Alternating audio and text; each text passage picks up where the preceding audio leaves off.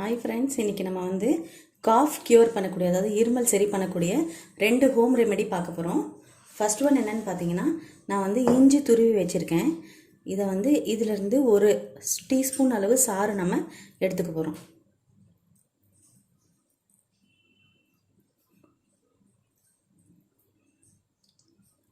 ஒரு டீஸ்பூன் அளவு சாறு எடுத்தாச்சு.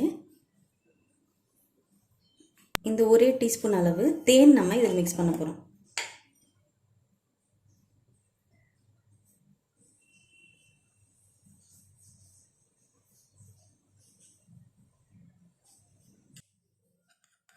இதை நல்லா மிக்ஸ் பண்ணிக்கோங்க.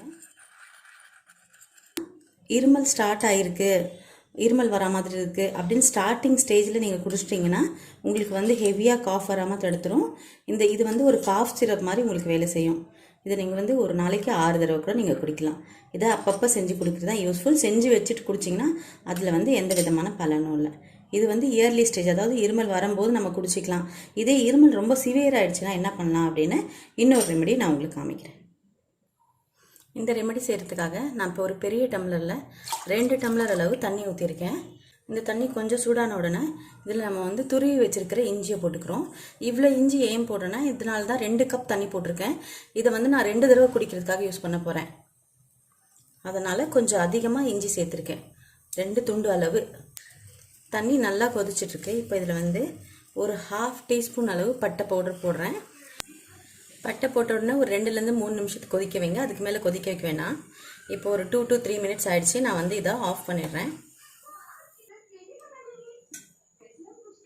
இப்போ இந்த தண்ணியை நம்ம இதில் வந்து வடிகட்டிக்கலாம். இதே மாதிரி நீங்கள் நிறைய செஞ்சு வச்சுக்கலாம். ஒரு பாத்திரம் ஃபுல்லாக கூட செஞ்சு வச்சுக்கலாம். அதுக்கேற்ற மாதிரி குவான்டிட்டி நீங்கள் வந்து இஞ்சி போட்டுக்கோங்க, பட்டையும் அதுக்கேற்ற மாதிரி போட்டுக்கோங்க. 2 டம்ளருக்கு 1/2 டீஸ்பூன் அளவு பட்டை போட்டிங்கன்னா போதும். போட்டுட்டு ஆனால் நீங்கள் ஒவ்வொரு தடவை குடிக்கும்போது அதை நீங்கள் சூடு பண்ணிட்டு தான் குடிக்கணும், அப்படியே குடிக்கக்கூடாது. இப்போ இதில் 1 டீஸ்பூன் அளவு ஹனி ஆட் பண்ணுறேன்.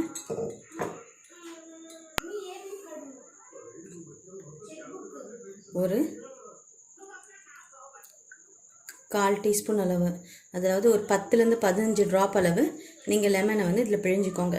கோல்டு காஃப் இருக்கிற நேரத்தில் லெமன் ஆட் பண்ணிக்கலாமா அப்படின்னு சொன்னால், லெமனில் வந்து விட்டமின் சி இருக்கிறதுனால அது நம்ம இம்யூனிட்டியை பூஸ்ட் பண்ணும். நம்மளுக்கு உள்ளே வந்து இரும்பி சில பேருக்கு வந்து காயமாகிட்டு இருக்கும், புண்ணாக இருக்கிற மாதிரி இருக்கும். அதெல்லாமே இது க்யூர் பண்ணணும். லெமன் ஆட் பண்ணிக்கிறது நல்லது தான். இந்த ரெமெடியை செஞ்சு பார்த்துட்டு உங்களுடைய கமெண்ட்ஸை என் கூட ஷேர் பண்ணுங்கள். இது வரைக்கும் சப்ஸ்கிரைப் பண்ணாதவங்க பண்ணிக்கோங்க. தேங்க்யூ, பாய்.